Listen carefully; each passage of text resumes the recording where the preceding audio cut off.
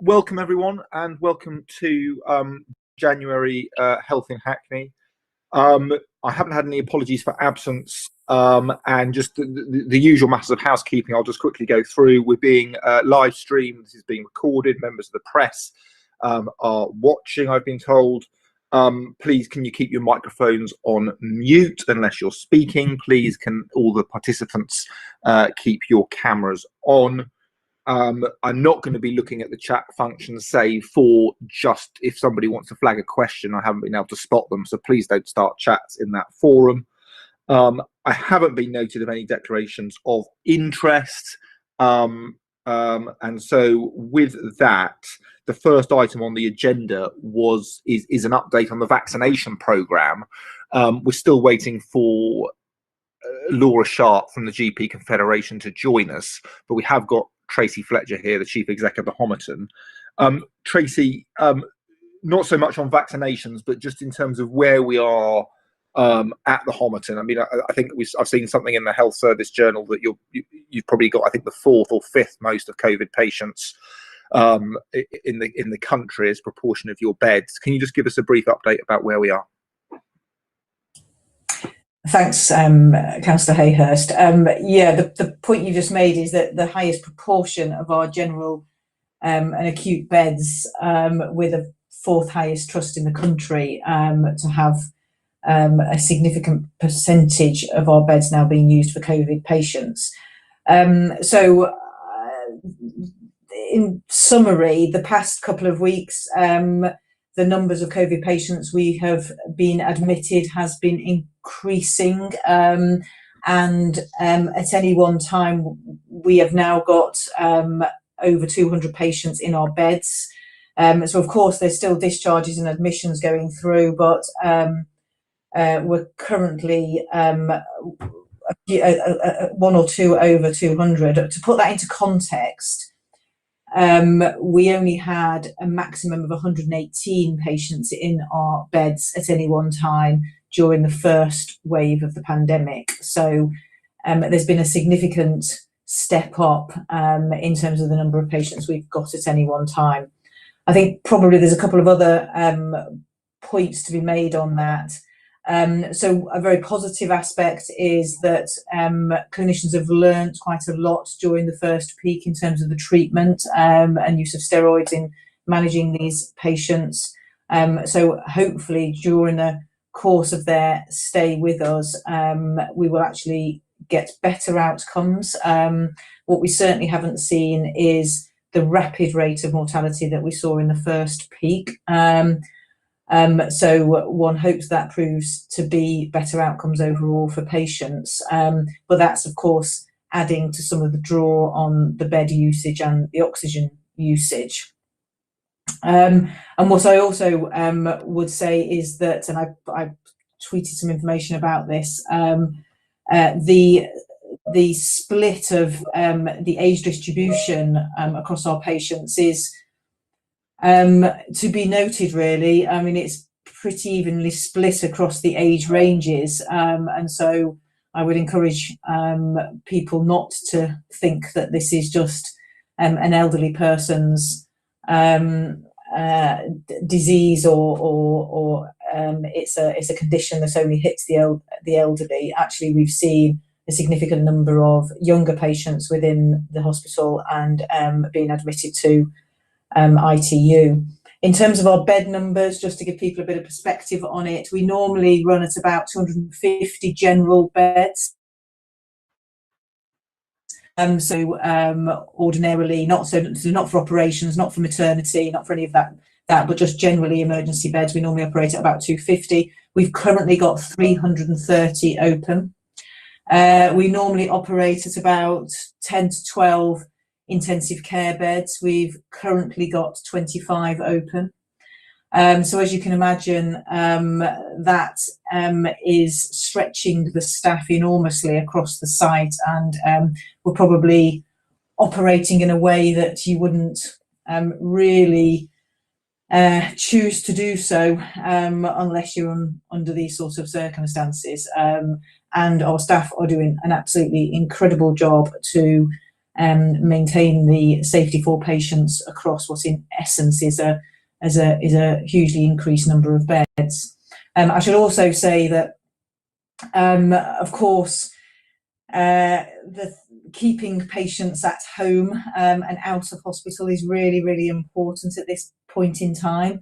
So our own community services are doing a huge amount with quite a demand in the community to make sure that we're doing as much as we can to maintain people in their own homes or their places of residence. And we've also been working with Mark and the GPs to really think about how we can look at different innovative practices to make sure that we're also, with our primary care colleagues, maintaining patients at home. And I think Laura can probably talk about the oxygen monitoring system that has been put in over a matter of hours and days, as opposed to days and weeks.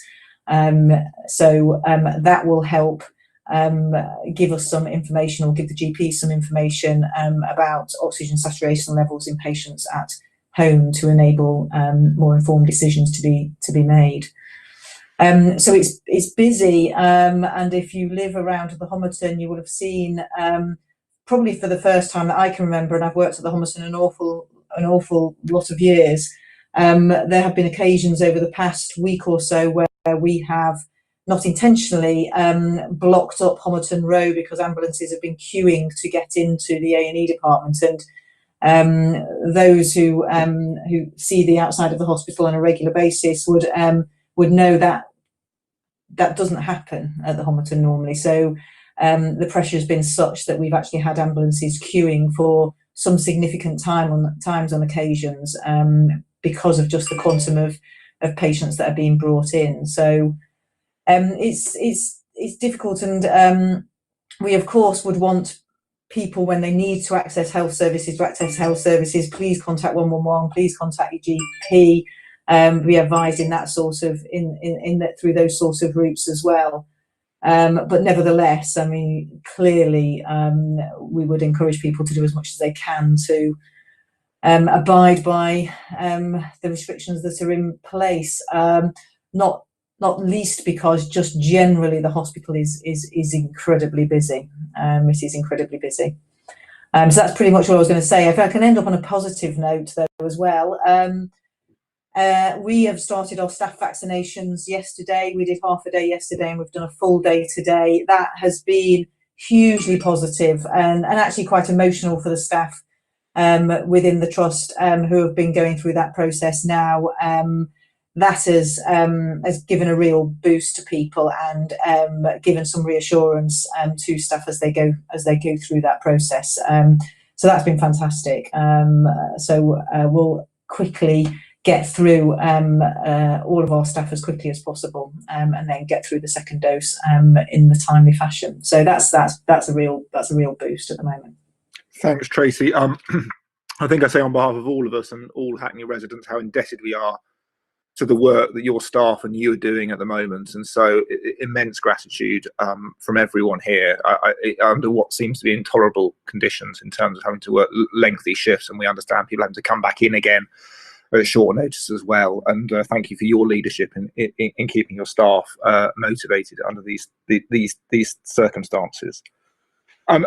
Just picking up on one point there in terms of the point I think you made yesterday in a tweet, in terms of, I think it was it 48 or 52% of people in the Homerton are under 60, I think it was, if I got that statistic, and it's across the age ranges. I mean, I don't know whether we can do something on the council comms to reiterate to people across the piece now, this isn't just an older people's virus. I think that made me sit up and notice, and I think it will do more and more if people appreciate that. So yeah, so just to confirm that, Councillor Hayhurst, 48% under 65. Yeah, thank you. Those are incredible. Yeah, that's really, aren't they? They are, and I'll take it up maybe with Chris and others. But I mean, I think really trying to pump that message out into to the community. Just a question, if I can. Laura's now joined. I mean, how much more can you take? I mean, in the situation where, you know, the Christmas, the New Year mixing, if there was, filtering through into hospital admissions, I mean, some people are estimating it's going to be another week or so before you've hit your maximum. I mean, can you just carry on taking people, or is it just very difficult clinical choices? Can you just shed some light on that? So I think one of our focuses has been making sure that we're minimising any delays in the discharge process, in maximising every moment that people are spent in the hospital. We're getting diagnostics done in order to get patients processed through as quickly as possible, and that's absolutely key in keeping going, if you like, as you describe. That is working, I think, better than it's ever done. So thank you to Denise and her team for keeping that going. And I know Denise's team is actually also working with the Well system and Barts Health as well, because of course patients are now spread out all over North East London, because ambulances have been moving around when they've not been able to offload at certain sites. So it's really, really important that we continue to work with City and Hackney colleagues, but also other boroughs as well, to keep that flow going. We're also looking at other options, if we can open up beds in you know, any other physical spaces. Of course, what then that causes us a problem with is making sure that we can get staffing, and we're re-looking again at whether there's any flexibility in asking staff to support the ward nurses to bolster the number of people we can deploy to the wards. So it certainly feels like it's a bit like one in, one out at the moment, but we're doing as much as we can to make sure we keep the flow moving through the hospital, and the support from other colleagues on this call is vital in helping us do that. Thank you, Tracey. Can I just say to colleagues that I mean, Tracey's clearly come. We're very grateful for her to give a public health message and to give us an update. It's sort of not scheduled, and we've got Laura to speak about vaccinations. So I know, Michelle, you had a question. Can I just because you indicate, Michelle, keep it very quick, please, and then I'm going to move on to Laura. So, Michelle. Thank you. Just to reiterate what Ben said about how we appreciate the amazing work that people are doing at the hospital. Some of my friends work there, so they're local people. I just wanted to ask you, just a very short question, is how many of the staff have been off with COVID since the pandemic started? What are the approximate number of staff who are currently off with COVID? And what's the hospital's plans for increasing and employing more staff over the longer term, over the next year? Because presumably there may be, have you got any plans to recruit more staff, basically? So I'll answer the last question first, because that's probably the easiest one for me to answer. So one of the things that I think probably all NHS trusts find problems with is even recruiting up to their establishment. So we have something like a low 20s % vacancy on the lower bands within our own ITU department. For example, critical care nurses are very difficult to get hold of. So one of the aims has always been, and will be even more focused, to try and make sure that we can appoint to those posts that we already have within our establishment, and at the moment we're reliant on using bank staff, who often are our own staff anyway, and agency staff, which you don't really want to do. What you want to do is have your own substantive staff. So that certainly is a priority and would be an ongoing priority. In terms of the number of staff we've had off sick with COVID, I honestly couldn't tell you that off the top of my head, but I can certainly find it out if that's of use. And what we do is we do keep a log of the percentage of staff who are off with COVID or isolating at any one time. And that percentage actually during the last week or so has been lower than we saw in the March-April period. So there was a huge number of staff who actually went through and were infected during the first wave, unfortunately. We've seen slightly less of that through this period. We also have a process of testing staff, so they do the lateral flow testing, which is also helpful, and been quite focused on making sure that people adhere to the infection prevention and control requirements. So if you go onto the hospital site now, or indeed any of our sites, you will see in the community as well, you will see people wearing masks, and that is now, everybody does that. That probably wasn't quite so stringent in the first wave or the first peak, and we've learnt an awful lot since then. So people's own IPC arrangements are much stronger. We're very clear with the number of people who go in a single room, etc., etc. So I think we've learned through the process. We've had to. Thank you, Tracey. I'm going to now move on to the vaccinations. So I'm going to bring in Laura Sharpe, if you can, for a brief presentation. Tracey, thanks for coming. Very much appreciated. I fully appreciate if you need to get off in terms of you've had a long day. Thank you. Thank you very much for the update. Thank you, Ben. That's really helpful. Thank you. Thanks. Laura, thanks for joining. Sorry you had problems getting in. You very I'm in now. very kindly sent us a very succinct 1.5 page sort of summary about where we're up to. Can you just give us an update on where we are with the vaccinations, and then I'll open up for questions. Yes, so let me just make 6 or 7 very quick points, and then we can have a discussion. So right now at Elsdale Practice, they are in the middle of vaccinating the 975, actually just over 975, because we were able to squeeze a few more doses out of the vials, who had their first dose just before Christmas in mid-December. So 3 weeks later, the very first cohort, the first delivery we received in Hackney.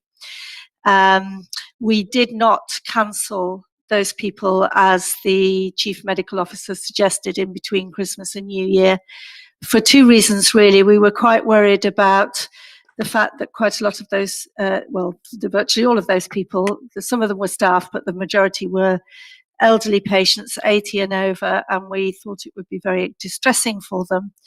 And in addition, because it was the last time we were going to be using the Elsdale site, I'll come on to that in a minute, we thought that it was really difficult to tell people not only was their time and day changing, but also the location, and that we would lose people in that process and then be trying to catch up with ourselves. And frankly, in terms of sheer practicality and capacity to cancel nigh on 1,000 people and rebook another 1,000 people all over the bank holiday weekend, whilst we're also trying to plan 2 sites, we just thought this isn't doable and isn't practical. So we stuck with our original plan. And indeed, many of those elderly people were very, very relieved to get the confirmatory phone call saying that that we were sticking with that plan.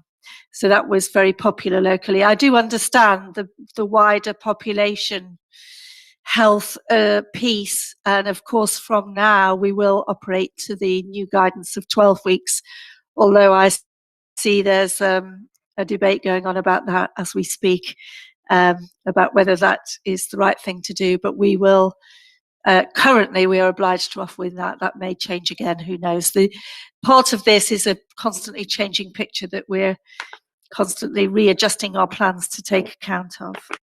So this dose, this 974, this is all Pfizer, this is not AstraZeneca. We received 975 doses yesterday morning, this terribly fragile vaccine, and it comes with a label on the box that says, please use by 9:39 Saturday morning. So the clock starts ticking. We have successfully trialled yesterday afternoon. We booked in 105 primary care priority staff to see whether we could squeeze consistently a 6th dose out of the 5 5-dose vial, because generally speaking, most of the vials have got a further dose in, and we were very worried about wasting that, and that's now been formally accepted as an adequate mechanism. The GP can, with a vaccine checker, if 2 people agree, there is an additional 6 dose of the correct amount that can be drawn out of the vial, then that can be taken. And we managed to, yesterday and today, get quite a majority of 6 doses out. So that's good news, because it means we can spread the vaccine supply even further. That does make, of course, that we're now running sort of dose 1 and dose 2 simultaneously, and keeping track of where everybody's at in their doses is going to be an interesting challenge across about 3 different IT systems, but let's not go there. We are working still to the top 2 cohorts of the Joint Committee on Vaccination and Immunisation.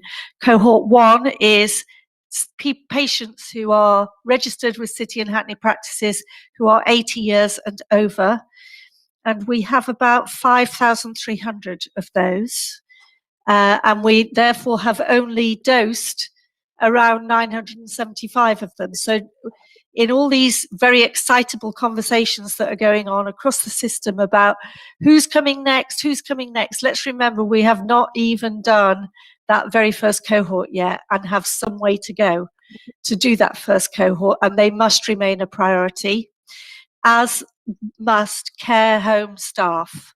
And we have offered, and Denise has been superb as the connection into all the care homes to offer Laura, for staff to come onto lists ready to be vaccinated. Laura, now I have to say, is care home staff? No, they're still the category 1.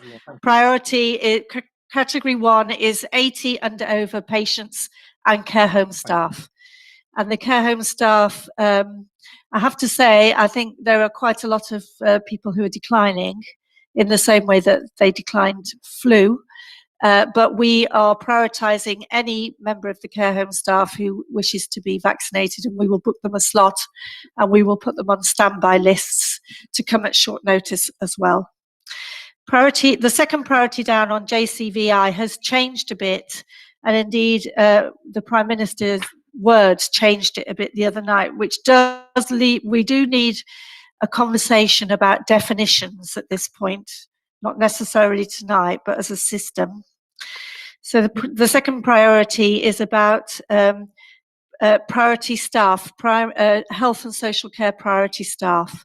Now, when we started this, the very clear brief from North East London was that that was primary care staff, general practice staff, and that is where we've been focusing our effort. And it was very precise. It was to do with the individual risk assessment of an individual member of staff.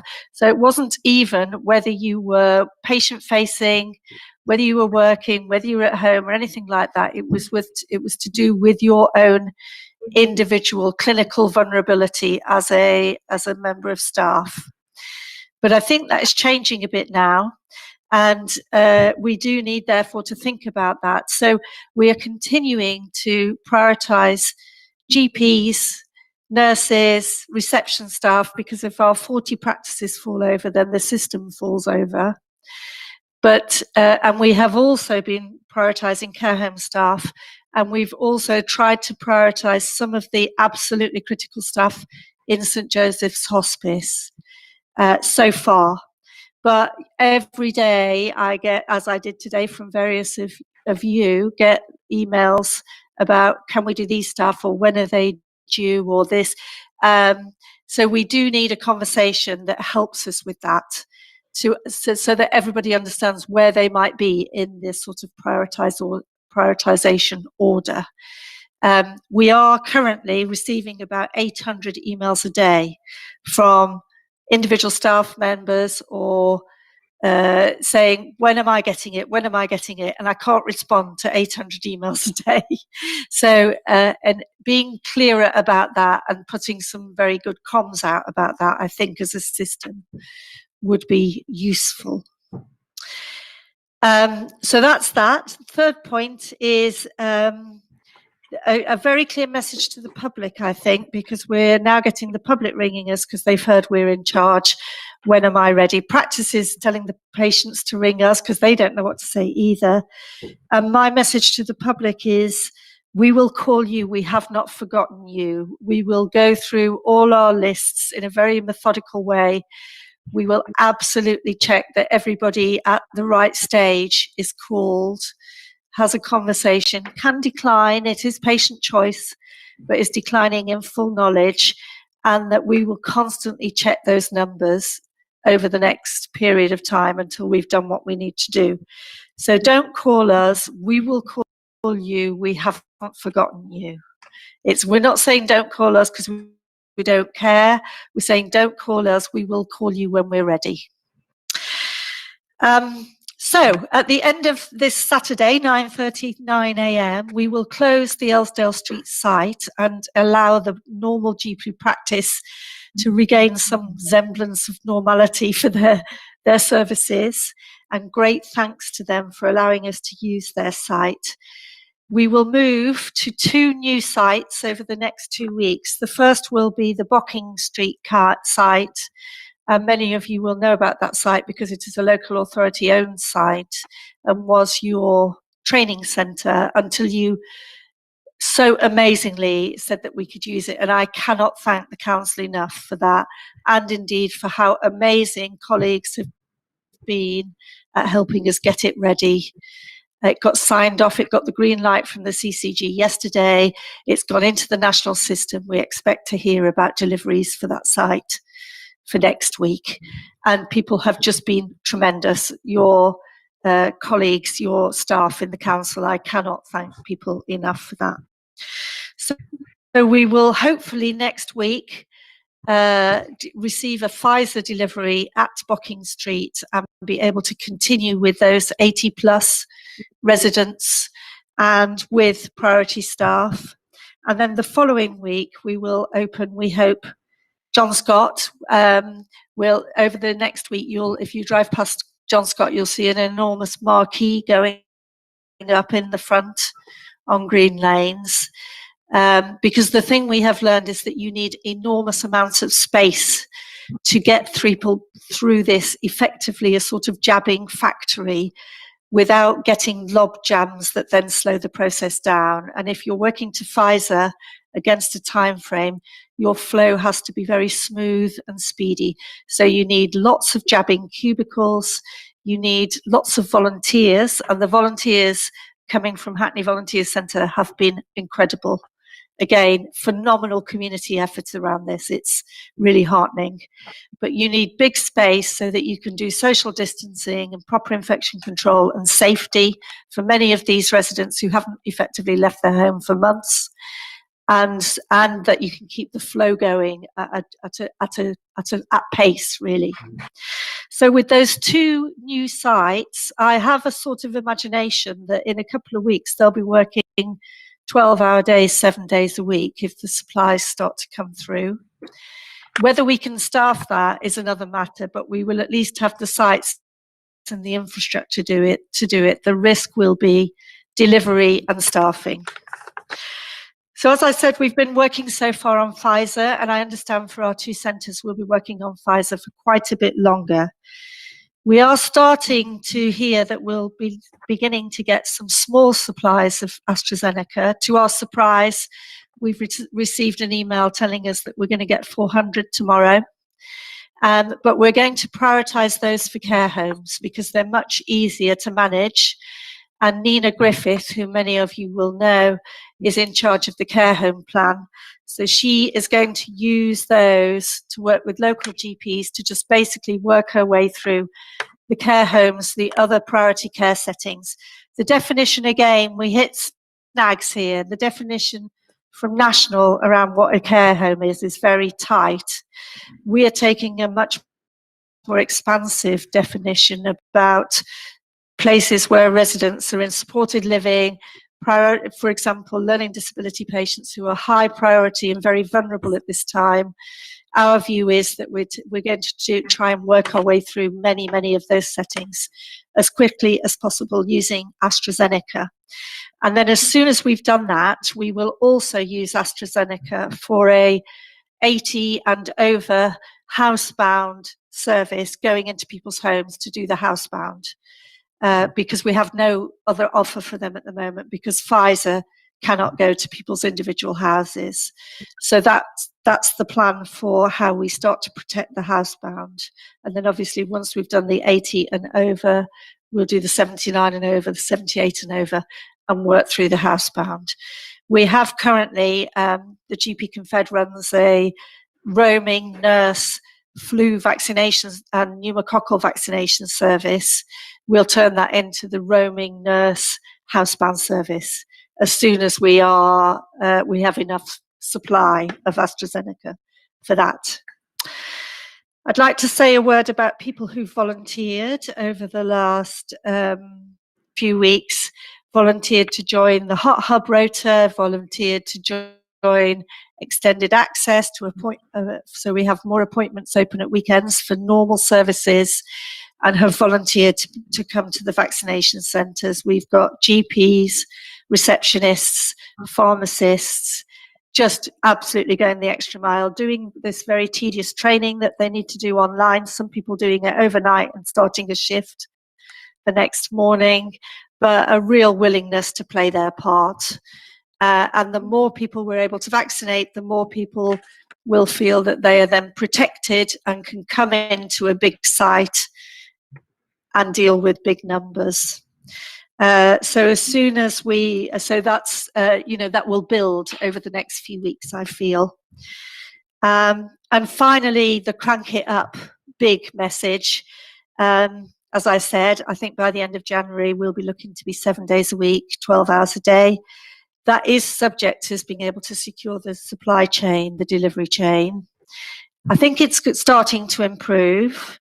It's not there yet, but I think it will get better. The challenge will be, can we staff at that sort of level without everybody becoming exhausted? But I think we'll give it a damn good try. That's all I can say at this point. And I guess just one final word, not to do with vaccination, but to do with the sort of conversation we've just had about the Homerton, trying to keep our 40 practices resilient through this, keep them open, keep them continuing to be able to offer telephone consultations and face-to-face for those who need it. We're ringing them every day, checking in on them every day. We have additional money, very generously from the CCG, so they can go to agencies and try to get extra staff. That's becoming increasingly difficult to do. But they feel sort of looked after and not coping on their own, as it were. We're reminding them of their buddying arrangements with fellow practices. If it gets to that, nobody's had to buddy yet. And just keeping a general eye on practices to make sure that they can continue to offer core services.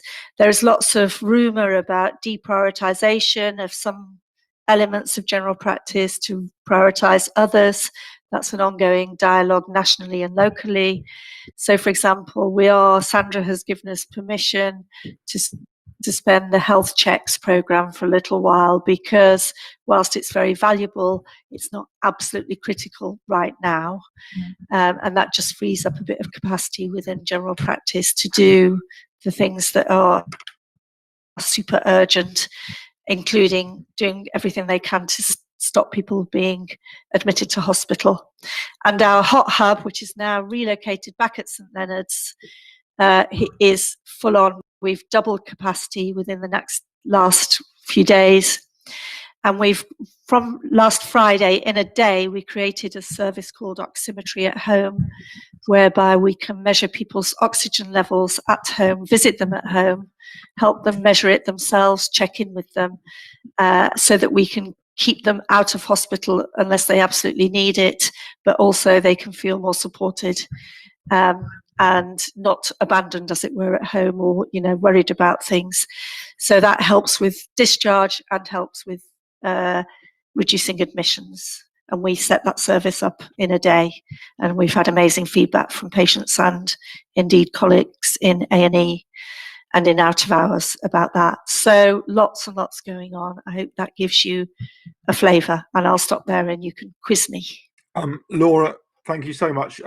Every time you fill me with so much confidence when you speak, in terms of all the things you've been doing, the proactive approach in terms of the oximeter service, the household service, the ringing around the practices every day.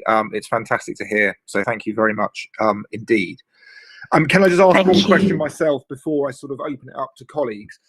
There's been talk in the press in terms of, I mean, you mentioned 7 days a week, 12 hours a day, in terms of if the supply chain is able to produce this amount, whether you could go to 24 hours and trying to get people through. You've mentioned staffing. People have talked about getting community pharmacists to take part. I mean, if the government were to change track on that and the supply were to come through, have you got half a mind as to how you may upscale through using community pharmacists, asking retired GPs or doctors to come back, or are you not there?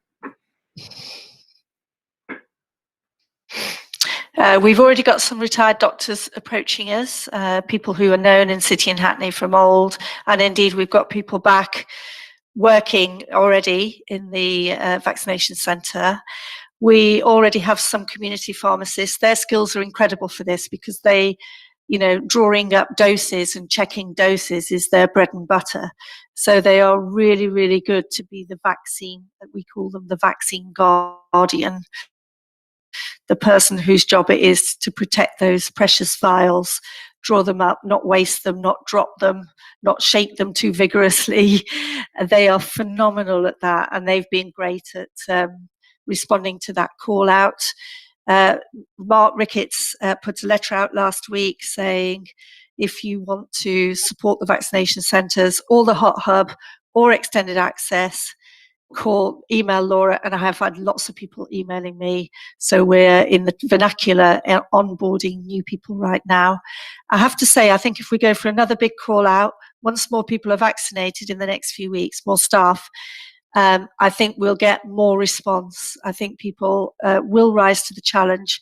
Whether that challenge can be met 24/7 from now till June, if you think about it, I'm not sure. But I think we could do intensive bursts. Yeah, we'll need to see. We have said officially to North East London that we will need, there's some sort of mechanism that I don't quite understand yet, where they are theoretically supposed to be able to draw down staff. I don't even know where from. And we have said we would need additional staff. But I don't know whether we'll get any, because I'm sure everybody's saying that. I think we could use more, we could train more people to vaccinate. Non-clinical people could potentially vaccinate with AstraZeneca in particular, because it's easier. We could train CCG staff and Confederation backroom staff to vaccinate if they felt able to do that. So there are lots of options. We're already training some of our Confederation staff to become receptionists, to have them in our back pocket if we suddenly find. The main challenge at the moment is we fill the rota and then somebody gets ill and we have a rota gap and then we have to fill it at short notice. So we're trying to find as many people as possible who can do 2 or more jobs, as it were. Thanks, Laura. Cllr Oguzkanli I've seen, and then Cllr Snell, and then I've got Mark Rickets, Jon Williams, and Cllr David. So Cllr Oguzkanli first, please. Thank you, Chair. Just a quick question about patient choice. And out of those administered vaccines, can you tell us how many, if any, were rejected, and on what basis? Can you put a percentage to that? Thank you. And just before Laura comes in, can I take Laura? Do you mean patients? I'll take Cllr Snell's question, and then I'll take Cllr David, and I'll do the councillors first. So Cllr Snell. Okay. Okay. A wonderful report. Yours always are, Laura. So well done. Thank you. I've just spent my first day. I was self-isolating up to Christmas, and but I just spent my first day at the vaccination centre as a volunteer today. And I'll just reiterate what a fantastic crowd of people they are, and it's quite humbling working with them. Anyway, sorry, I'm getting emotional. Thank you so much for volunteering. Well, so I think everybody should be pushing out. If the numbers get up to where we're saying the numbers can get up to, and I think the thing is the supply chain at the moment, we are going to need lots more people. So anyone should be using their network. Anyone who's got spare time, who's listening in tonight, become one of those volunteers. It's just stewarding. It's being pleasant to people. But they were so happy that they were getting revaccinated a week later. You know, they beaten the government in a way, and they were such a happy crowd of people today. So it was wonderful being there. Yes. The things I didn't understand, care homes not picking up vaccination. I mean, I have a charitable role, and I certainly don't understand that. I know a lot of networks rely on 0-hour contracts, and people are, but I can't understand why they're not taking up vaccinations. Is it difficulty of getting hold of? Is it? Please talk us through that one, so we can make sure more people who work in the care sector are getting vaccinated. And then the second thing I didn't quite understand was oximeters. Now, back after the first outbreak, I listened to various things, and clearly spotting your oxygen, your blood oxygen level going down is quite crucial. You know, and nearly killed my mum just over a year ago. So I just was sent off and bought one for about 15 quid. And a friend said, well, you better know your basic level. So I've been checking it regularly, and it's not gone below 90 ever. And so I guess been all right so far. But 15 quid a shot, it's all right visiting them. Why aren't we just simply visiting and leaving them one so they can take their own levels and without? No, that's we are. Okay. Okay. Yeah. Thank you. I'll say a little bit more about that, shall I? Yeah. Councillor David in this round, and then I'll go back to Laura. Councillor David. Yeah, hi, thanks. I think Councillor Cam has one as well, but I don't know if you want to take that the next round. Well done on the report and all the hard work which has been put into it. I think my main query or concern is about the suggestion of using non-clinical staff for vaccinations. I think there is supposed to be a 15-minute period within which people who are vaccinated are observed. I mean, if we're using non-clinical staff and something goes wrong, will they be able to manage, you know, if a series of people have some kind of bad reaction? So I think that might not particularly be the best of moves, but, you know, if you could just explain what safeguards are in place in relation to that. Okay, Laura, over to you. Thank you. Okay, so let's start at the top. So patient choice, right? Do you mean patients choosing to decline the vaccine or choice of vaccine? I think yes, that's right. If you had any decline, and if you had any numbers and okay, so declining. So we've had in this first cohort of 80 and over, we've had very few patients decline. We've had a few patients say, oh, could I wait a little while? I want to see how everybody else gets on with it first. I'm not sure I want to be the first guinea pig. So they're just staying as open on the system, as it were, to be returned to in due course. But the overwhelming majority of 80 and over patients were, as Councillor Snell says, just absolutely delighted to get this vaccine. And it's really quite emotional to be there and hear their stories about how important this is for them. So the decline rate currently is very low. The decline rate amongst primary care staff is 0. We have hundreds of people just saying, give it to me, when can I have it? So that's not a problem in the primary care bit. I think there is a bigger problem. I don't know how big it is, because I don't know that we've yet reached the end of all the care home staff being identified. But there is a general issue, and it was true in the flu campaign, and it's true now, that there are more staff who are working in care homes and supported living settings who are saying, no, I'd prefer not to have it, either definitely or I'd like to wait. And Denise and colleagues in social services commissioning are doing as much as they possibly can to counteract that and debate that with individuals. Because obviously if they were protected, the patients would be better protected. And that is an ongoing and historical problem that we all need to think about, I think. So that's declining and choice. So I've now covered the care home staff declining, I think. The oximetry at home service, so what would happen is either your GP or an A&E consultant or an out-of-hours doctor would refer the patient to the oximetry at home service.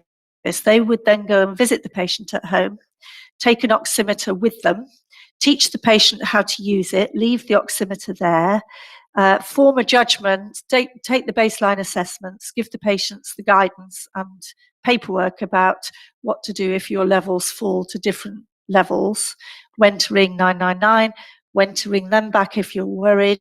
If they feel that the patient fully understands that and has family around or friends around who also understand, then they'll probably not monitor them too closely, but they will ring them every day or so. If they feel that the patient is a little bit more confused or not quite clear or is on their own, they may go back and visit and check that they're measuring correctly or ring them. And that's down to clinical judgment. And then they will keep an eye on those patients for a maximum of 2 weeks. But if the patients are stable after a few days, they'll probably, in agreement with the referrer, discharge them. And then they'll go back to the home, recollect the oximeter, then it will be decontaminated and can be used again. We've got in the Confederation office 300 oximeters. We know that we'll lose lots down the back of people's sofas, or they'll go walkies or whatever, but we think the supply chain for that is secure. We're getting them for free now from national supplies. So patients don't need to pay for them and they are available. And it is a really helpful way for people to measure whether they're maintaining their level of oxygen, whether they're deteriorating. It helps A&E feel that they can discharge somebody a bit earlier perhaps than they would have done. It enables out of hours to keep an eye on people. Everybody's really loving the service. It's only, 6 days old, but so far everybody's saying this is fabulous. And in terms of non-clinical staff, you're absolutely right. We would not use non-clinical staff to do the 15-minute observation. We are currently using medical students to do that under supervision. We have a GP supervisor of every clinic who's in overall clinical governance charge of the entire clinic. We have my director of nursing is the overall clinical lead, and she is prowling around making sure that clinical quality is maintained and that supervision is in place, that the right people are trained. So if we do use any non-clinical staff, they will be absolutely trained properly and they will be properly clinically supervised, and we would not ever ask anybody to do anything that they didn't feel comfortable doing.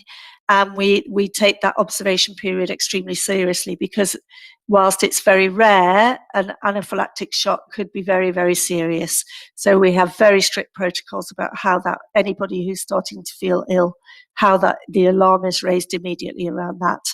And the observation area is very close to the vaccination area, so GPs can get there very quickly to manage that. We've taken that very seriously in our planning. Thank you, Laura. Right, next round of three, and I think this will be the last questions on this topic. Councillor Adams, then Jon Williams, then Mark Rickets, please. So Councillor Adams first. Oh, thank you, Chair. My question is that now we have 2 vaccines. Will people have the choice to decide which one to take, or they got no choice, that they just have to go to wherever they ask them to go? And the second question is, like I said, now that we have 2 vaccines, do you envisage in a situation where somebody will take Pfizer for their first dosage and then AstraZeneca for the second dose? So those are the 2 questions that I have. Thank you. And Jon? Thank you. Thanks, Laura, for a very comprehensive explanation about what's happening. Really helpful and really reassuring as well. One of the issues I picked up already was that people were concerned that they didn't know when people were going to be vaccinated. I had a call today about somebody who was 91 who hadn't been vaccinated yet. So really helpful that you've explained about the way and how long it's going to be taking. And that kind of links into my question for you, which is about how you're going to be supported on the comms on this, because what you said today was really important and really helpful, and I would want to get that out. But I mean, you've got enough on your plate. How are you going? How the comms been helped? How are you being supported to develop the comms on this? Because we need to get this out and to explain to people that you haven't got to 200 people yet in terms of those groups, and you've got 5,000 to get through. That's a lot of people.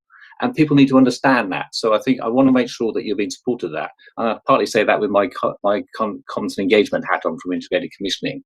So I want to make sure you're supported. You can't do this yourself. The second point really was, and a quickly on, and it just goes back to the issue around care workers not taking up the vaccine, declining it. We're doing a piece of work at the moment on home care, which Denise is aware of.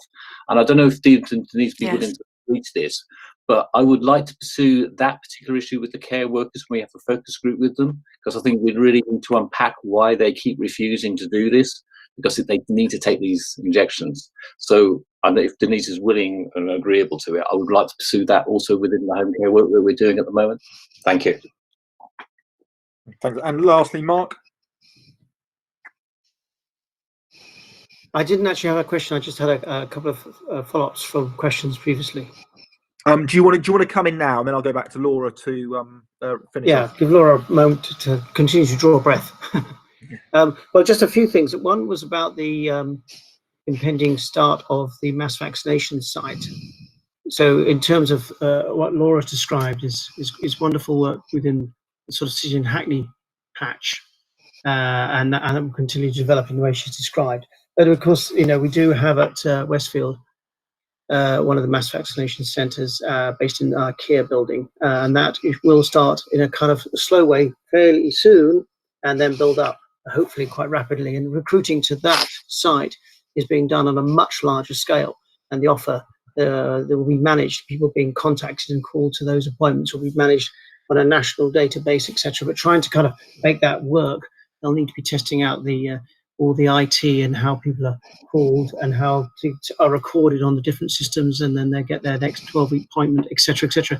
But that will quite soon be there to augment what we're doing locally. And of course, we have the Excel, which is a bit further away as well, which will also be doing the same sort of thing and building up quite quickly soon. So that's coming fairly soon. Again, supply issues nationally, etc., etc., all being worked through as well.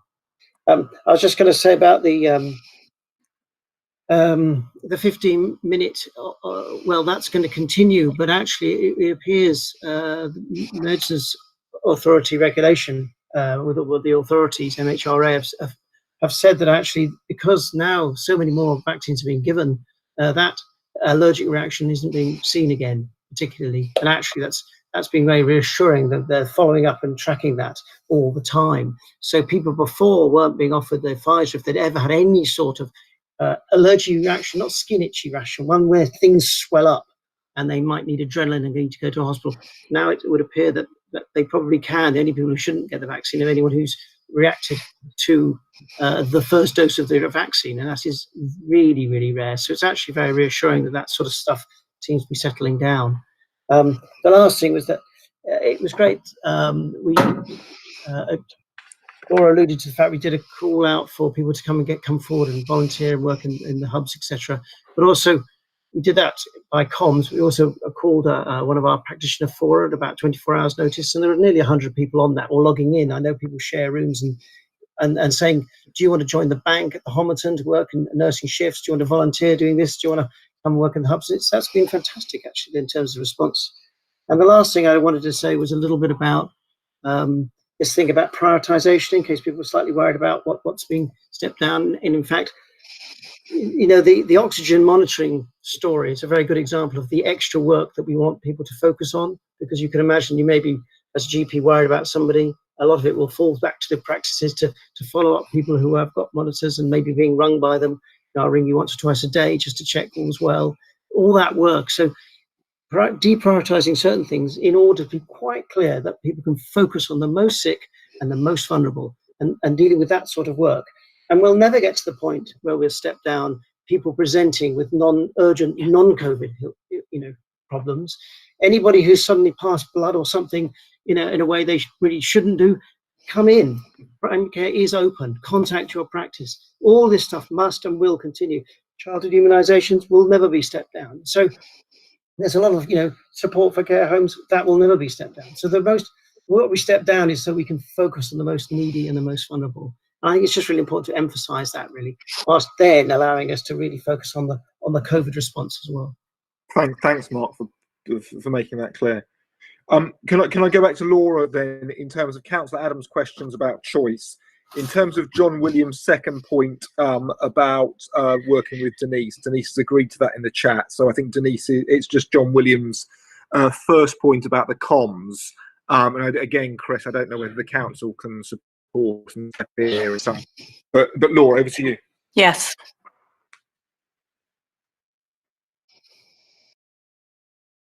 Thank you. So in reality, right now, people do not have a choice about the vaccine that they're offered. We are only offering to people who come to the vaccination centres the Pfizer vaccine currently. And clearly people who are in care homes are being offered the AstraZeneca, and they don't have a choice of the other one either. So whether that will change over time as we get better at managing that, I'm not sure. Certainly the Pfizer vaccine, you just can't travel around with it. So that has to be at a centre and stay at a centre and be used in that way. Some of the care homes have been able to get smaller deliveries of Pfizer. So some care home people have had the Pfizer. It's movable feast at the moment, but we're not able to say which vaccine would you like at this moment in the vaccination centres, because we only have one. Whether that will change, I'm not sure. I don't know. Probably will. But we would definitely not mix doses. So if you had your first dose was Pfizer, your second dose would be Pfizer, and vice versa for AstraZeneca. We wouldn't do one of each. And I just respond to a question in the chat about would people be informed if they were vaccinated by a student. Right now, our vaccinators are either GPs or pharmacists, and in actual fact, virtually all our vaccinators are GPs. The reason being that they are the only people who in law are enabled to draw up that 6th dose. So you can't do it if you're anybody else. So to get as many doses out, we're using GPs. I think if we get to the scenario Councillor Hayhurst was painting of 24-hour centres 7 days a week, then we would need to use a whole range of other staff. But I think we would make that extremely clear to people that, number one, people have been properly trained and were properly supervised, but equally we would be clear with that people could be seen by a GP if they needed to be. I think that's only right and proper. And finally, John's point about comms. Thank you, John. Yes, you're absolutely right. I can't. But Alice, I think, is on the call, and Alice and Tara and Nathan from the city have been brilliant. I'm having a half-hour meeting with them once a week so that they can lock into all of this sort of stuff as it emerges, and they've been superb so far and will continue to be. And they're helping us with things like signage, so they're going way beyond the comms traditional brief. Tara's running around with signs and getting works people to put them on walls and things for the new centre at Bocking Street. So again, like many, many people, they're going the extra mile. So thank you to them for that. Thanks, Laura. I'm going to draw it to a close there. I'm sure there could be more questions, but I think I think it's time. We've got other matters to get on with. Thank you very much for all the amazing work you're doing and the proactive response that you've always adopted. And thank you to Pete as well for his volunteering and to everyone in primary care for the work that's being done there. Thank you. Can I now go to Dr. Sandra Husbands to give us an update on test and trace and where we are with infection levels in the borough? Can I ask everyone to put your hand down? John, I think yours is still up, just so I can see when people have new questions. Dr. Husbands, over to you. Thank you, Chair, and good evening, everyone. I'm going to present a slide presentation which has been circulated in your papers. So because you've got it, I'm not going to go through each slide in a lot of detail, so we've got time for the discussion and you'll have time to go over it and read any of the detail at your leisure. But I just want to draw your attention to the key points in the presentation. So I'm just going to present that to you.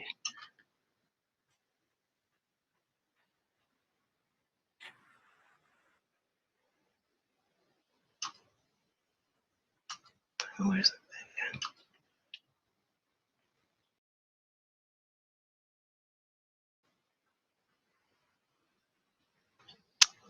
Right. So just to summarise the key messages for this evening are that, as I'm sure you've already heard, there's been rising numbers of COVID-19 cases. It's actually been going on for some weeks, which hence the Tier 4 restrictions that we went into in London, and necessitating the national lockdown, which started early this morning. So that's been a local picture for us, a picture across the northeast London. We were kind of the epicentre for London for a time, but it's a picture across the whole of London, the southeast and the east of England, and is a rising, a continuing trend across the whole of the country. So our local incidence rate, as in the number of cases per week, has increased very significantly since the last time we spoke, and you'll see the details in a moment. And associated with high test positivity, as in returning a high percentage of positive tests of those who get tested, and that accords with high levels of virus in the community, as opposed to lots of people getting tested and driving up numbers just because we're picking up more cases. One of the things you heard earlier from Tracey Fletcher was that we have almost 50% of people in hospital are under 60, but are under 65. But we actually also have an increasing proportion of cases happening among our older residents, and I'll show you information about that too. And why that's important is because that's one of the key drivers of increasing hospital admissions and critical care usage and deaths, although not the sole driver of it, as you know. The good news is that in terms of tackling all of this, we've massively increased our testing capacity locally, which I'll talk to you about. We've improved our capacity and performance in our local contact tracing system as well. So we are working very hard locally to try and tackle this. So I'll go into the data. This chart here is from our local dashboard, which you can see on the website. And this is just showing the cases on per week from the beginning of when we started monitoring the cases in March up until now. So the more recent peak obviously is a lot higher because we're testing a lot more people, but you can also see it's significantly higher than it has been. And the smaller hump around July, August, September was when we were dealing with a community outbreak in the north of Hackney. So that puts the more recent peak into context. That was a significant community outbreak.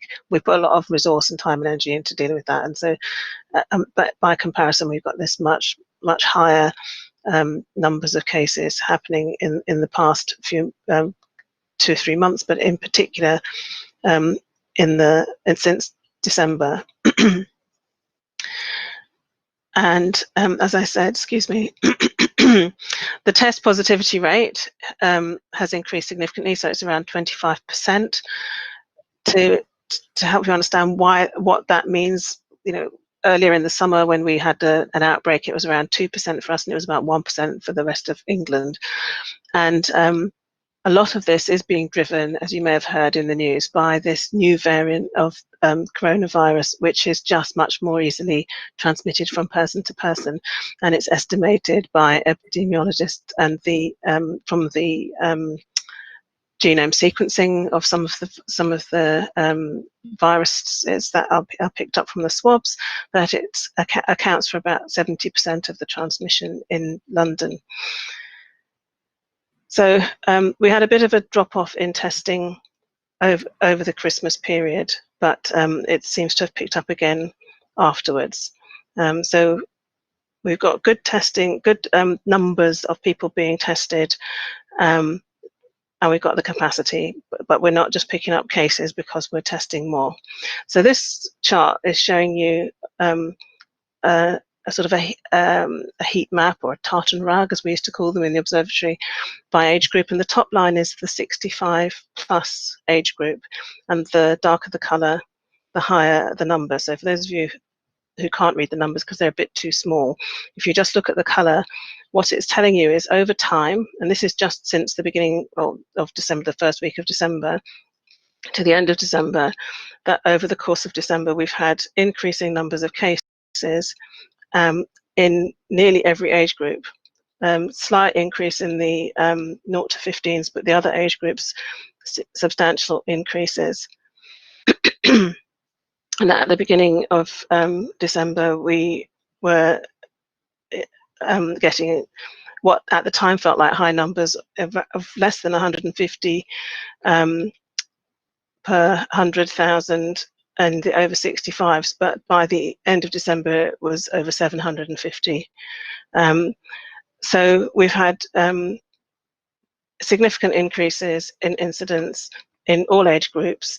The ones that are more vulnerable to be critically ill or to die, which is why the vaccine prioritisation has been done in the way that it is, are the older age groups, and that's why the over 65 figure is such a significant one for us, even if it's not necessarily driving all of the hospital admissions.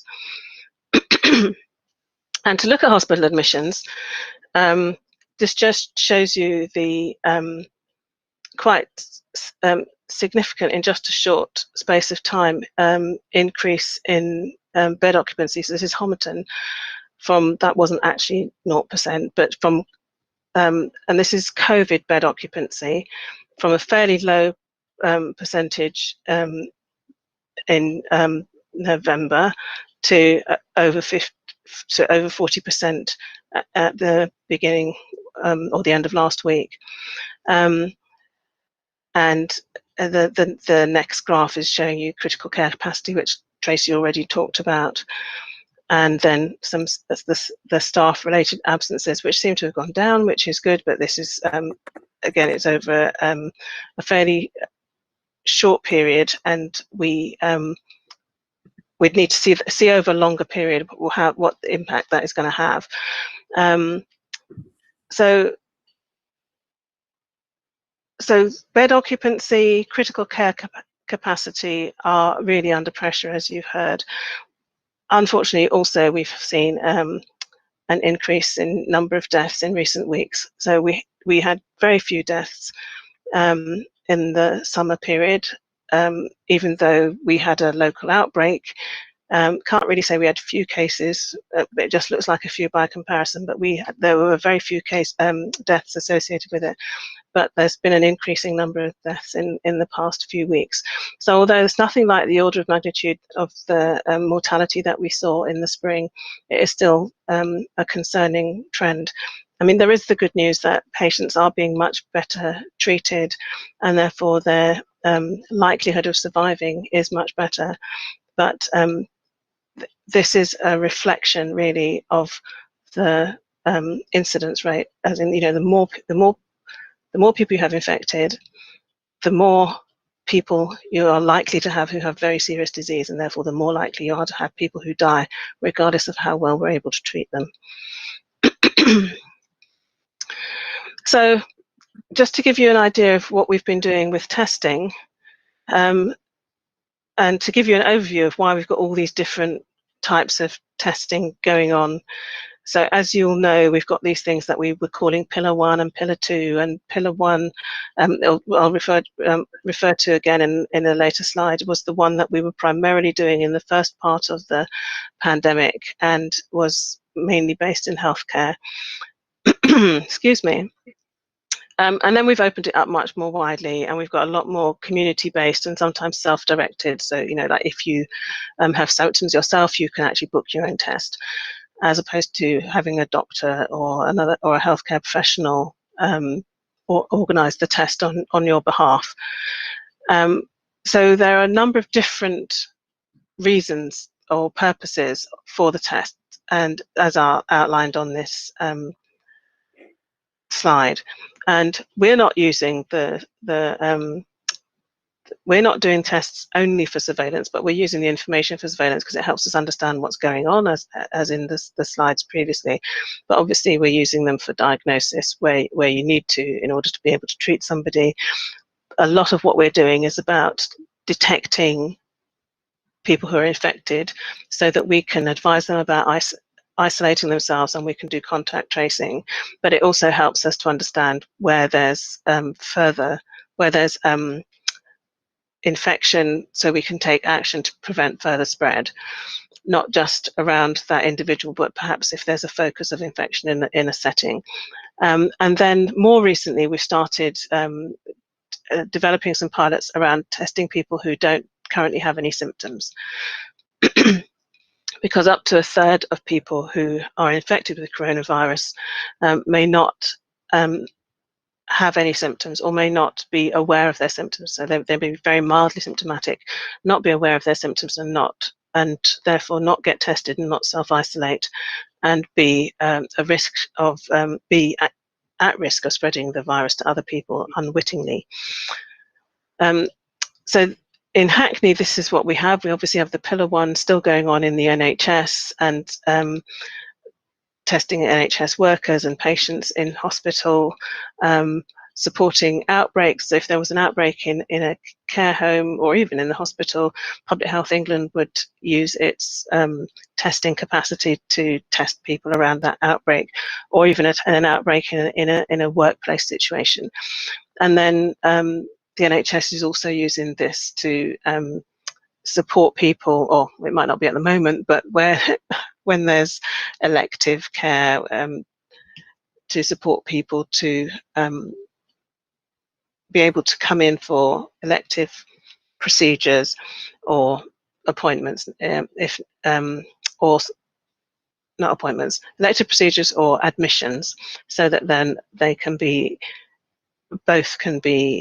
assured that the person is free of COVID before coming into the hospital. Pillar 2 is the one that we've been primarily working on, and the one that most people are familiar with is where you book it online or you call 111 and you can go to one of the testing sites. We didn't put them on there, but they're the big regional ones. And then we've got quite a few local ones, the mobile testing units at Hackney Marshes and Edgerton Road. And then we've got some fixed local test sites at various places, including at Bentley Road and Sandford Court. And then and this is for, again, it's for people who have symptoms and who want to find out if their symptoms are COVID. So when they have the symptoms, they should be self-isolating, find out if they've got COVID, and then those results go into test and trace, so it can trigger contact tracing. And that also works for home test kits as well. There's also some regular testing that's going on with care settings, and that's also through this Pillar 2 service. And so that's for those people, that doesn't depend on them having symptoms. It just because they either live in or work in one of these care settings, and so they're being tested on a regular basis to try and keep on top of or preempt any kind of outbreaks in those settings where people are very vulnerable. And then the last one where we're now piloting it is with these rapid testing devices that you may have heard a lot about again in the news, the lateral flow tests, where you can get a result back in about half an hour.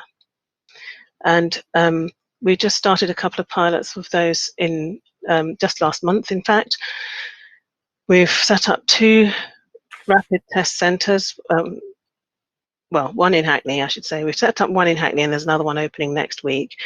And we did a couple of pilots with schools where they were using mobile testing stations to run these rapid tests from a mobile centre rather than a fixed place. So we're still learning from that and trying to develop our capacity for that, particularly at a moment like now where there's really high levels of circulating virus. It's actually quite useful for us to have something that will pick up people who are asymptomatic, but also because we're in lockdown, we're not expecting people to come out to the test centres. So that gives us an opportunity to prioritise essential workers who basically can't work from home and need to be coming out to keep the economy going. So that's the focus of our testing, as I've already mentioned. And then for contact tracing, we've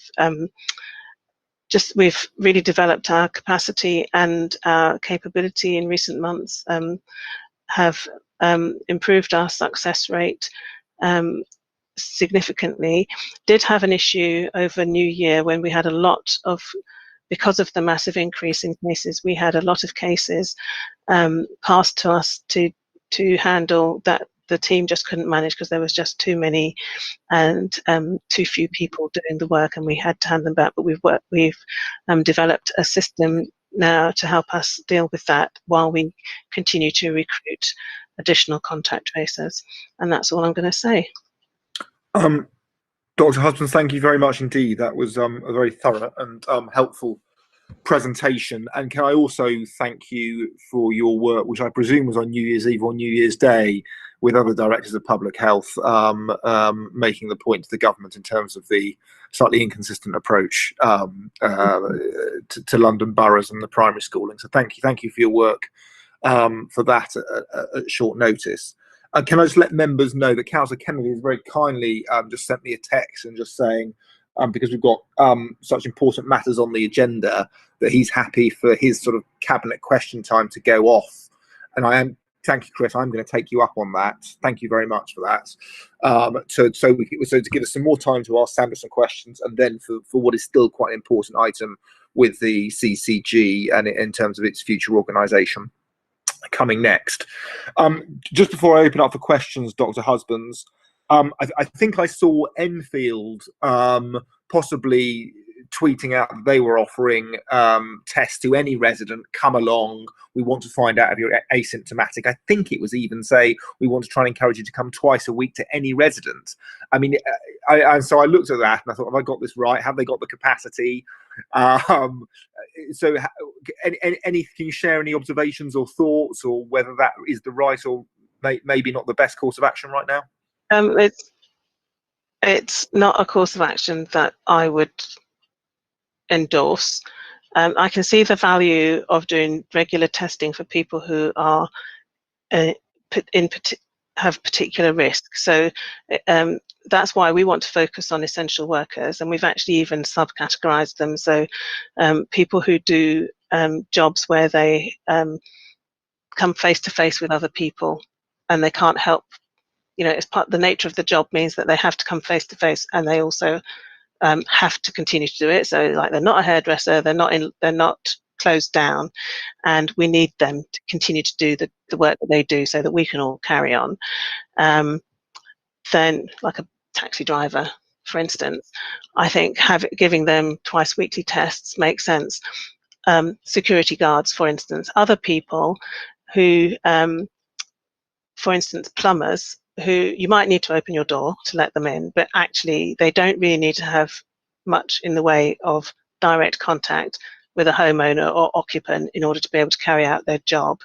But they are out and about in society. So again, they're at higher risk, but not as high risk as, say, a taxi driver. I think having a regular test, but maybe only once a week, makes more sense. We certainly don't have the capacity to test everybody in Hackney, or even just anybody who wanted to be tested twice a week or even once a week. And we want to make sure that we also are getting the most value out of testing people. If we tested everybody twice a week and then we picked up loads of positive cases and then they refused to self-isolate, how would it help us? So what we want to do is kind of support people and reduce who are in high risk occupations, and then but also get on top of and reduce the level of circulating infection. So hand in hand with that, really we need to think about how do we support the people when we're picking up the positive and we do a PCR and it confirms it's a positive. How do we support the taxi driver or the plumber who actually might be self-employed and therefore not even eligible for the £500 self-isolation payment? And what's our role as a local authority in supporting people? So we're doing some of that work as well at the moment, but there's no simple answer to that because people will have different needs. I mean, obviously they'll all have some sort of financial need, but they'll have different needs about what makes it difficult for them to self-isolate. Thank you, Dr. Holmes. I've got Councillor Snell and then Councillor Williams. Councillor Snell. Thank you, Chair, and thank you, Dr. Husbands. I just wanted to mention the fact that those lateral flow tests have obviously flowed out further than you suggested, in that I turned up as a volunteer today and was told, alongside all the other volunteers, quite rightly, that we had 3 months supply of those tests. We were expected to do them twice a week and we were expected to log the outcome. My understanding of those tests is they're not super accurate, but they are really useful for people identifying when they're asymptomatic and picking up danger signs in a way that other testing regimes cannot. So clearly it's absolutely appropriate that everybody who's volunteering to support the vaccination programme gets them, and it's absolutely right that we're being required to do them and log the results. Now, 2 follow-up questions. There was a London Council's briefing on COVID-19 that I think was open to all councillors, which I attended, and I hadn't realised that in fact the deployment of those tests is very much under the control of the Directors of Public Health, like yourself. And overwhelmingly, people were tending to put them into schools because they were all expecting the schools to reopen. Where are we now? I mean, have they all been handed out to a load of teachers, or are we looking for other priority groups if the schools aren't going to open? And the other thing that worries me, and clearly they're thinking it through at the volunteer hub at the moment, is that my niece, who is on the front line at St Mary's in Paddington, is now on COVID shifts with a very clear understanding is that if somebody tests and we have to isolate the rest of the people you work with, then we have to be able to keep the service going. And they're back on those COVID shifts, obviously, with this second outbreak coming through. COVID shift rota, I should say, sorry. Now, it worries me whether people are thinking that way, whether people are thinking through the fact that if one of us tests positive, is that going to wipe out the whole senior management team, or is that going to, are we going to, so in terms of the service that you're providing to these vulnerable people at the front line, I know you're thinly spread, but are you able to talk them through how they might manage their work? So if one person has to start self-isolating, it doesn't take out an entire frontline organisation. Thanks, Councillor Snell. And just before Dr. Husbands comes back in, can I go to Councillor Williams? Yes, thank you, Chair, for allowing me to ask a question, and thank you, Dr. Husbands, for the presentation. I just kind of wanted to ask, you spoke about people who are asymptomatic and who might be spreading the virus because they're unaware. that they have coronavirus. And I wanted to ask about those individuals who are symptomatic and have a test that comes back negative, and who are at risk of spreading the virus because they've had the negative tests, and the frequency at which they should repeat those tests, and if you have any information on the numbers of or are there any numbers published on the number of people who might be symptomatic but the test comes back negative? I realise that's a really difficult one to answer, but I thought it was worthwhile just raising it. And I've just seen, I have got a question from Cllr Spence as well. Cllr Spence. Thank you, Chair. Yeah, I'd like to ask Dr. Husbands about the resources available to her. In particular, I just want to know if she feels that resources, whether there are enough resources coming through for her on the ground. And if not, where the points of blockage might be. And related to that, whether or not there are any sort of bureaucratic or administrative problems or blockages, again, which may be inhibiting some of your work. It'd be helpful to know what thoughts you have about that. Okay, thank you. Right, so starting with what's happened with the lateral flow test. So well, first of all, congratulations for Councillor Snell for volunteering at the vaccine centre, and that you described exactly the sort of approach I meant, that I was describing about testing people who are in a high risk setting twice a week.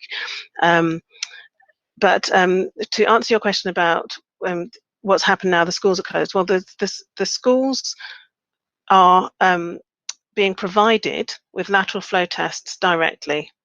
So, and we are being provided as a council with lateral flow tests at my request, up to a certain number. So, so it's not as though we, as a place, get a certain quantum of tests and then we have to divide them up between schools and elsewhere.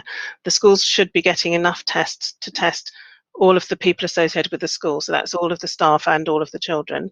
And then it's quite separately to be able to deliver the pilot schemes that we've been developing, which actually aren't about schools. Well, one of them was about special schools, but the rest of them aren't about schools. We will request the numbers of tests that we believe we need in order to deliver those, and we can get as many as we need, up to 10,000 a week. Or that's what they said. We haven't tested that yet. If we were, we would. If every borough did, we'd see how quickly the system would fall over. But we will. But anyway. So the schools. So there's no competition. What we are doing with schools, though, is we are supporting them to develop their capability to be able to do the tests, and also working with our clinical partners from Elft, providing some oversight and the sort of quality assurance support to make sure that the tests are being carried out appropriately.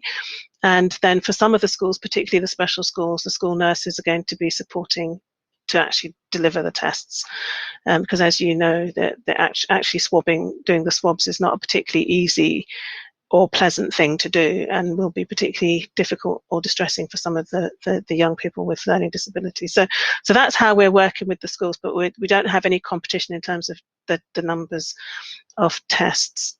And silly me, I went through it in my head and I didn't write it down. What was your second question about?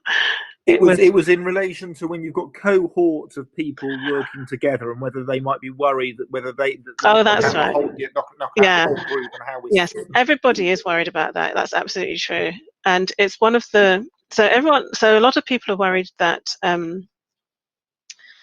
it's one of the reasons that individuals don't get tested, and themselves, they have symptoms, they don't get tested themselves because they think I can't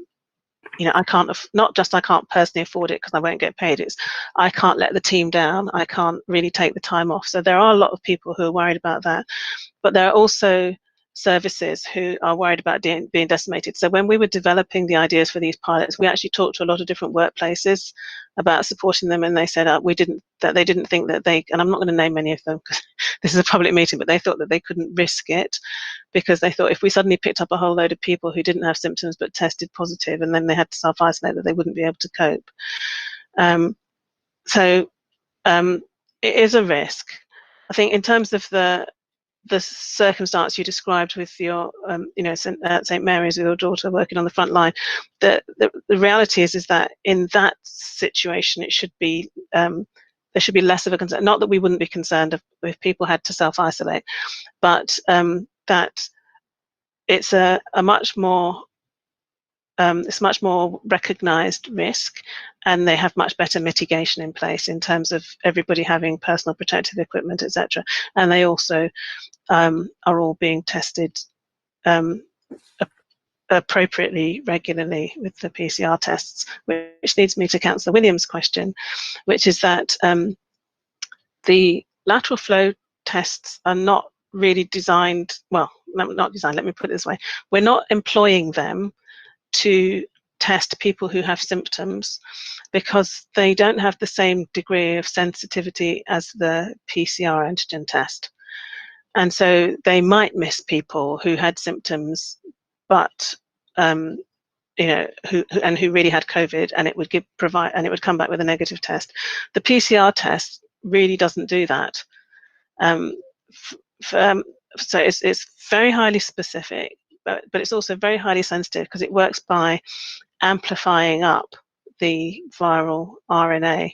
So actually, it's almost oversensitive, and it's one of the reasons that long after you've been ill with COVID and you've recovered, it might still be the test might still be positive. You might not even be shedding any virus, but it's picking up minute fragments of viral RNA that are still hanging around in your body. So that's why we say if you've got symptoms, get a PCR test, not a lateral flow test. Thank you. And resources? Resources, yes. So we weren't, as a public health team, as a local authority-based public health team, we were never expected to have these sorts of health protection responsibilities. And so we found ourselves having to do things that we just weren't planning to do, and to not do a whole load of things that we have been planning to do. So yeah, we are strapped for resources in terms of just having enough bodies to get things done. And one of the bureaucratic hurdles is that it actually still takes really long time to recruit new people, even though we need them really quickly. Thank you, Dr. Husbands. I think with that, I'm going to, because we've got about 25 minutes left and I want to move on to the proposed legislative change to CCGs, I'm going to draw this item to a close. So thank you very much for your continued work on this.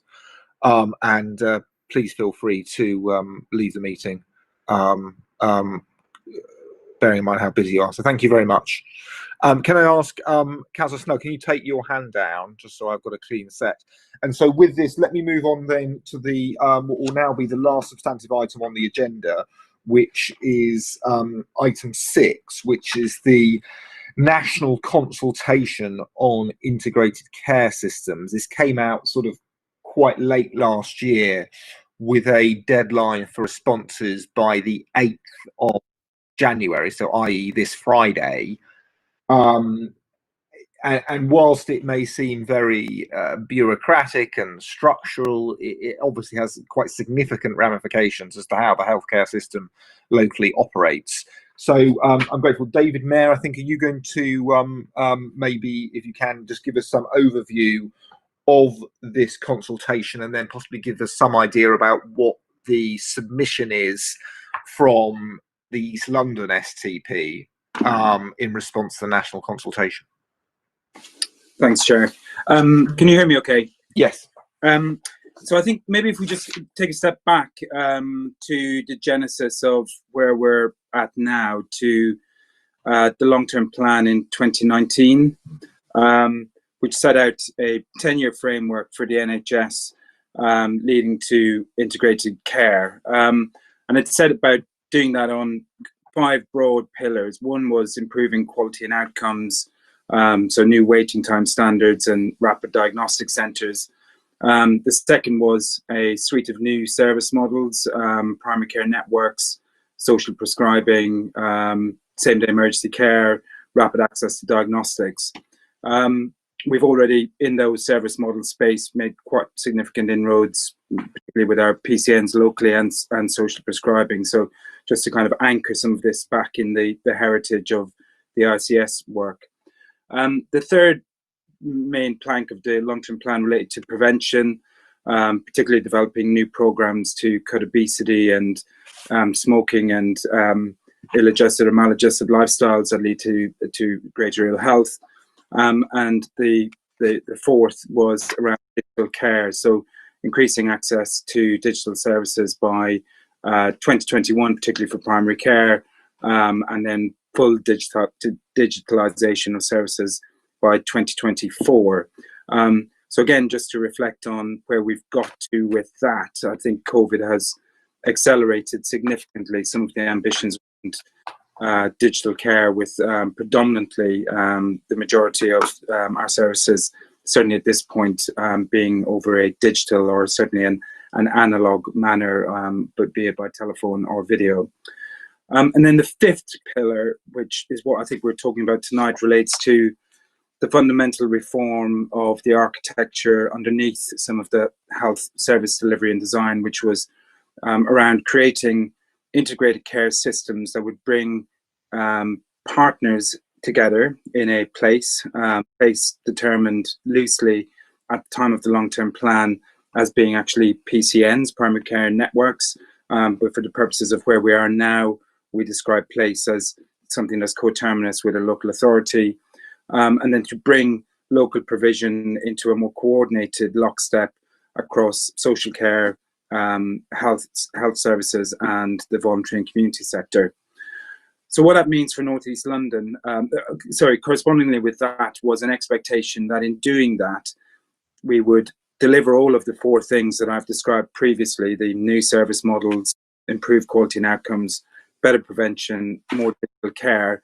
But it was also expected that it would release an administrative saving of about 700 million within the next 5 years. So that would bring us up to 2024. For North East London, we've already consolidated some of our commissioning functions to release that administrative saving that has been put back into frontline services. I think last time I was here, I updated, and I think I've probably repeatedly said, City and Hackney has always underspent its administrative budget by about 20%. So there was no real fat administratively for us to trim. But our colleagues in North East London, by coming together under the 3 ICP structure, the Integrated Care Partnership model, have released those efficiency savings. The next step will be to consolidate that into a single CCG, which happens on the 1st of April. But as I said last time, there is no significant expectation that that would mean redundancies or losses of jobs. Most of the efficiencies have been yielded from now. Fast forward then to December, a paper was released from NHS England and NHS Improvement, setting out its response or its next step to the long-term plan in relation to integrated care systems. It put forward 2 broad proposals, that there would be an integrated care board or a statutory ICS board that would hold partners together in a reasonably aligned way, with new powers to allow CCGs to delegate population functions to providers, and there would be an accountable officer who would be enshrined in legislation and would have duties to deliver the board's functions. That was offset by a second option, which was to create a statutory ICS body, which would be established partially by repurposing CCGs and would, amongst other duties, take on the commissioning functions of CCGs.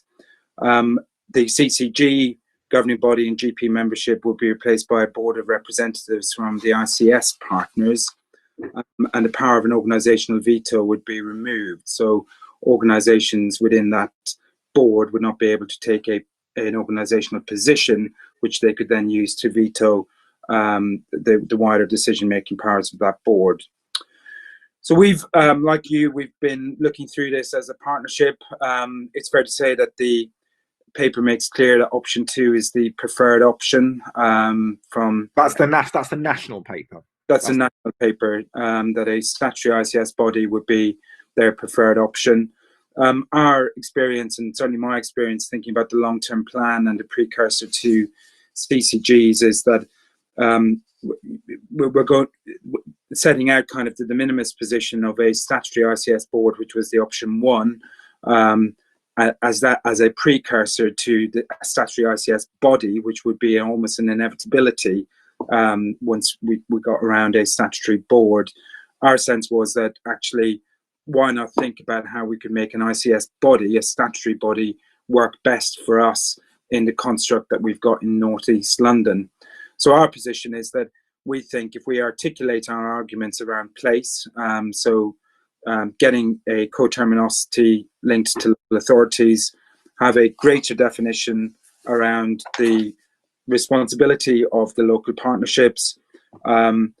We would also ask, and we have done, or will be proposing to ask, that the proposal could go further in allowing ICSs to begin to provide services themselves in the way that local authorities do, and thus strip out some of the commissioning responsibilities that sit with CCGs. And then a greater clarity around the foundation trust model upon which most of our hospitals operate, that added greater powers and freedoms to local authorities, but was designed with a market in mind. And the specific purpose of an ICS framework is to minimise market influence in healthcare design and delivery, and begin to move that out into a much more collaborative framework with local authorities and local communities, and not have the rigid commissioning procurement framework that we are currently subject to under the legislation that we work in now. So that's our position, that we would be... So David, just to be clear, I mean, it's a binary thing between what option 1 and option 2. Do I understand it rightly that the East London Health and Care Partnership, essentially the Inner North London STP, is going for option 2? Is that right? Okay, I'll finish off, and I just want to bring Councillor Kennedy in a minute. Have you finished there, David? I've possibly said enough, Chair. I'm happy to open it up for questions. I mean, I can presume the questions will allow me to illustrate how we've arrived at option 2 being preferable, so it might be best to segue into it that way. Okay, thank you. I mean, it may well be that whatever representations are made nationally, they can go for option 2 anyway, which is clearly what they want. But I mean, just reading the paper, and it's on page 29, paragraph 311 of everyone's agenda pack, 29 of the presentation, item 6.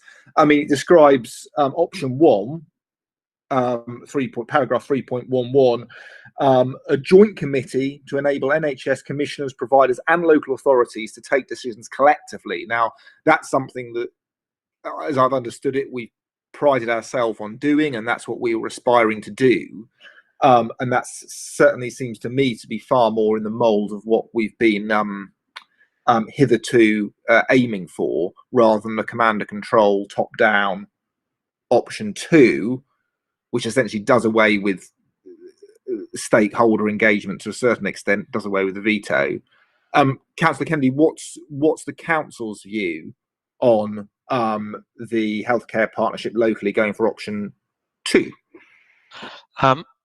Phil and I are meeting to talk about this on Friday, in terms of providing a Hackney response. At London Council's level, some councils aren't responding individually as councils to consultations on their particular integrated care systems, because obviously the different ICSs are in different states and different points of development.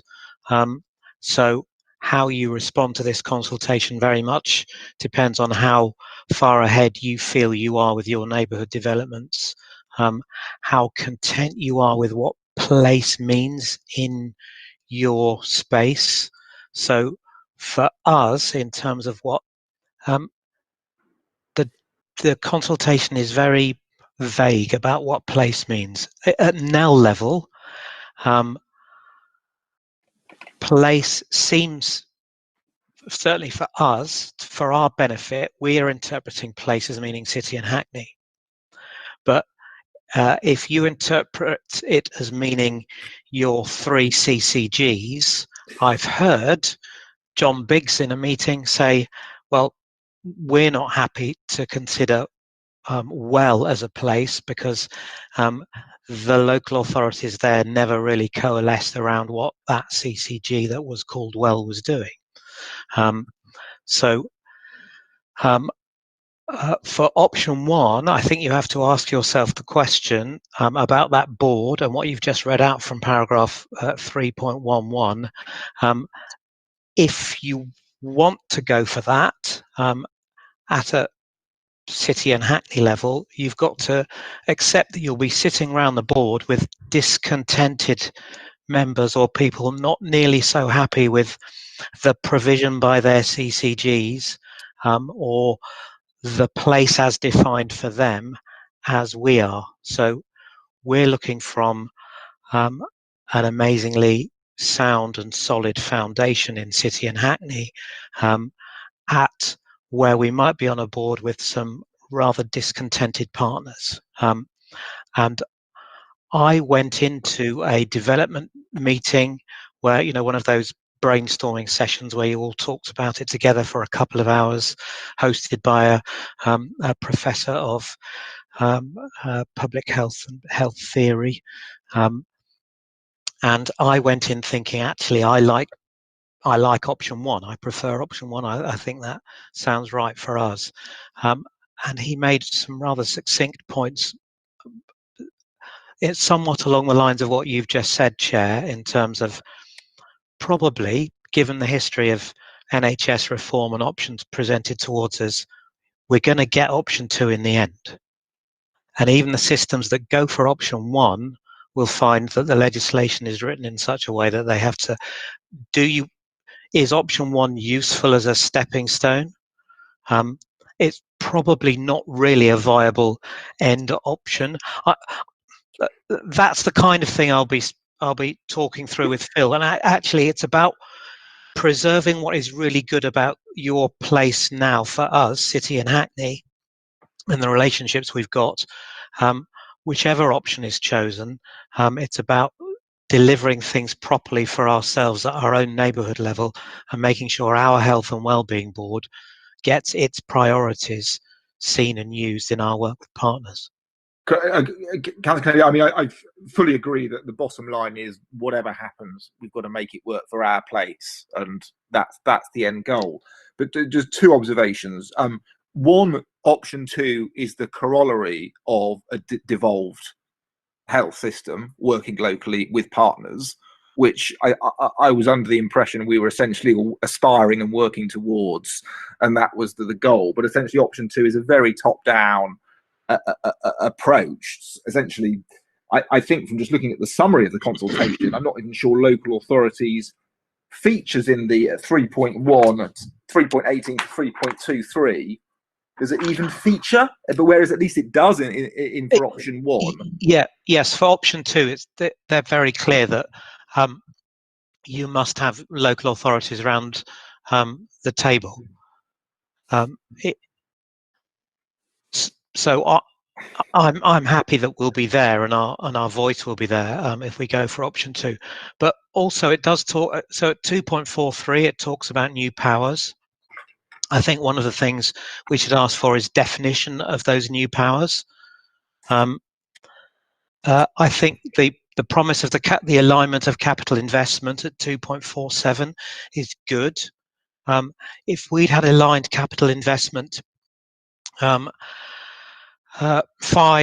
years ago, there are extraordinary projects that we could have done combining NHS capital money and local authority owned land, or vice versa, that this will open up for us.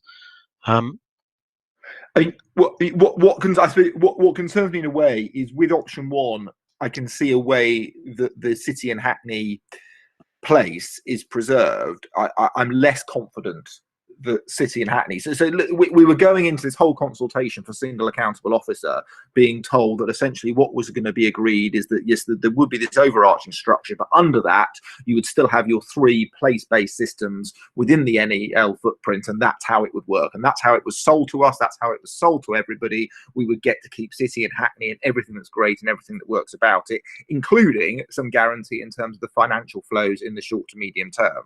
But with option 2, I just don't see that degree of assurance. We do. I'll let David come in. Thanks, Councillor. I mean, I think this is an engagement process on some of the thinking and the options in front of us. So I think what our intention would be to outline some of those concerns, which we share. I share a concern that this is an NHSE and NHSI document, as an example. It would have been great if it was a proper Department of Health and Social Care document, setting out its ambitions for greater integration of health and care. So I think there's a long way to run on some of these discussions about how this shapes up. We would be putting in the submission clearly an intent that place is clearly defined and in a way that we would assess to be of benefit to City and Hackney, because that's what we have tested and we know works well for us. There are obvious benefits of working at a North East London level. And if I can just remind you of the current legal context, CCGs are instruments of the NHS Commissioning Board. They are not sovereign boards in their own right, which is why they have governing bodies rather than boards. So we fall out of a statutory instrument, which is the NHS England Commissioning Board. The proposal for an ICS statutory board could be theorised that would decentralise some of that powers into a wider geographic area, and from that we would then be able to localise our work further under the ICP arrangement, the Integrated Care Partnership arrangement, which we've got in place now. So I think that arc of the legislation and how the statute will probably fall is really quite important. And I think if we can land the debate about place being defined as coterminous with local authorities, I think that would be a good win for the discussion, frankly. Okay, I mean, I've dominated questioning so far. Councillor Gregory had a question.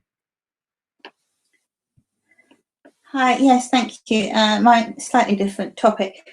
So I'm quite new to health in Hackney Scrutiny and this whole concept. But one thing I picked up and I wanted to just ask about, there's a lot of reference to working collaboratively with other organisations, providers, etc. But how does it work in terms of people giving permission for all this information about an individual to be shared to other providers? I mean, say for example, I've never given my permission for any of my medical requirements to be shared with other external organisations. How does that process work? I just found that a little bit concerning. It doesn't really talk about the individual in that sense as a driving force, and how that would benefit from lots of data going across different areas. I found that concerning. Thanks. David, do you want to just address that point? In terms of, I think this is a much higher level than in sort of individual patients. Yeah, I mean, I would say that we are already doing quite a lot of work across London on managing patients' data in a way which I think would hope you would find acceptable. So there is a program called LICRA, the London Health Record Exemplar Program, which is trying to build a data system across providers and local authorities so that the right individual, the right professional individual, sees only the right level of data required for your needs at the point at which you're accessing them. So I do think there are benefits to that. And I think it needs a wider discussion. So up there. I was going to say, it's Mark Rickets here. So from the clinical perspective, it's wonderful to be able to not have to rely on pieces of paper being sent to and from people when they've been discharged from hospital, that you can actually access that information straight away. And most of the time patients go, well, of course you do, because we were initially asking permission at the point of when the person was in the room with us. And eventually people look at you as if you're mad, asking, well, of course I want you to know what they told, you about, it would have been a letter before and we would have never have asked you. So it's very much, the whole system is built on that point of care when you need the information, gaining it. And there's been a huge amount of consultation about actually accessing levels of information. So I don't see the entire hospital record, I see a snapshot of it. Similarly, if you give permission from somebody in local authorities to look into the GP record, they don't see the whole thing, they'll just see a snapshot, etc., etc. But there are these checks and balances in terms of people giving permission. Certainly now, once somebody's given me permission to look into the Homerton record, I don't ask them again because they've given me permission. And actually, I know it's based on previously I used to get it anyway, just through a piece of paper. I'm getting it now down the line on a portal. So there's a lot of work gone into it in terms of trying to reassure people, and there's a huge amount of consultation with working through those issues with the public. Because when it works well, it's fantastic. It's really fantastic, and actually people at home, suddenly having somebody knock on the door, they don't have to tell the entire story again, saying, actually, I had a chance to look at some of your records and I saw you were in hospital and you had X, Y, and Z, and I know you're on A, B, and C medication, and it just gets things going in a much different way, much better way. Thanks, Mark. I'd rather not. In terms of data sharing. Can I make a comment about the previous thing about our principles? Quickly, because I need to, if you can, Mark. Yeah, I will, just very, because, when we formed the CCG, the single CCG, the chairs led on and everybody signed up to these 31 principles against which we'll judge ourselves and our success. Now, they can't be just automatically assumed for the ICS, but all those people will still be at the heart of the ICS planning and still are. And those principles absolutely enshrined place and the financial flows and the local accountabilities and population health management and planning, shared accountabilities, and talks a bit about data and the public's voice, clinical leadership, etc. So I think we still will have all that to judge ourselves by and ask in what we make of whether it's option 1, 2, or something else that is.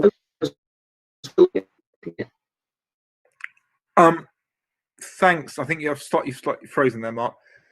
Any more members very quickly that wish to make a point or raise a question? No. Okay. Councillor Adams and Councillor David. Can I take you very quickly? Councillor Adams.